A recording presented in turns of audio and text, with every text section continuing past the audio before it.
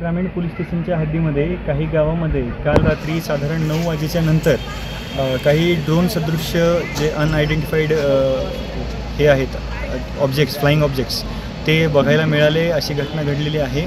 त्याबद्दल आम्ही सविस्तर तपास करत आहोत। माझं सर्व नागरिकांना हे आवाहन आहे की अशा प्रकारची कुठलीही गोष्ट जर आपल्या नजरेस आली, आपल्या दृष्टिक्षेपात जर आली तर कृपया आपण पोलीस स्टेशनशी संपर्क साधावा। त्यावर स्वतःहून स्वयंप्रेरणेने किंवा सर्वांनी एकत्र होऊन कुठलीही काही चुकीची गोष्ट करू नये। पोलीस यामध्ये जागरूक आहेत आणि सतर्कपणे तपास करत आहेत। कुठलीही भीती किंवा घाबरून जाण्याचं यामध्ये कारण नाही असं माझं सगळ्यांना सांगणं आहे।